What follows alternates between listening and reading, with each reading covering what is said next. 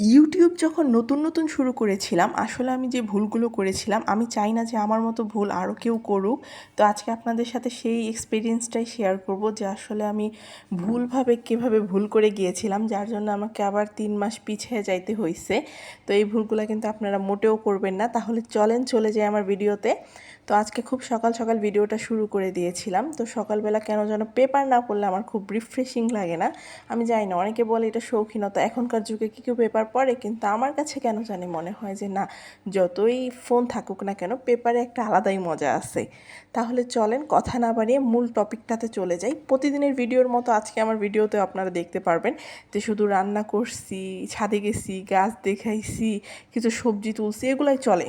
যেটা সত্য কথা, এগুলাই চলে। তো কি করব বলেন, আর তো কোনো কাজ নেই, এই জন্য এগুলাই দেখাই, সত্য কথা। তো এগুলো আপনারা দেখতে থাকেন আর আমার কথা আপনারা শুনতে থাকেন। তো আজকে মূলত এই টপিকটা হচ্ছে যে ইউটিউবে আমি কিভাবে আপনার 3 মাস কাজ করার পর আবার 3 মাস কিভাবে পিছিয়ে গেলাম। প্রথমত হচ্ছে ইউটিউবে যখন লাইক কমেন্ট আসে তখন আসে আমার ভিউ, স্পেশালি ভিউটা যখন আসতে থাকে তো আসে, কিন্তু মাঝে মধ্যে মাসে এমন একটা সময় যায় যে সময় ভিউটা অনেক কমে যায়। মানে ধরেন আমার একটা ভিডিওতে একটা সময় 1000 ভিউ হয়েছে, হুট করে দেখি আবার একটা ভিডিও ছাড়ছে, ওখানে আমার 4টা ভিউ হচ্ছে, 10টা ভিউ হচ্ছে বা 15টা, সর্বোচ্চ 60টা বা 50টায় চলে যায়। এক সপ্তাহ এমনই চলতে থাকে। তো এরকম হওয়ার কারণে আমি আমার একটা চ্যানেল, আপনারা দেখতে পারবেন সার্চ দিলে এখনও, সঞ্জিদা লাইফস্টাইল অ্যান্ড কুকিং নামে আমার একটা চ্যানেল ছিল।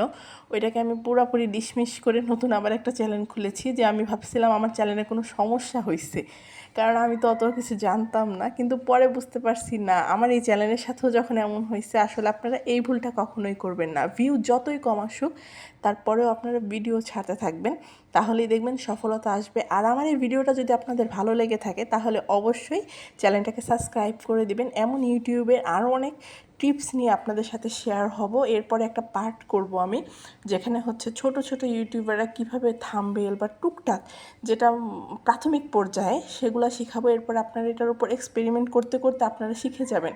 আপনাদেরকে টাকা দিয়ে শিখতে হবে না। অনেকে কোর্স করায়, অনেক টাকা নেয়, 1500 2000, আসলে ওগুলোর কোনো দরকার নেই।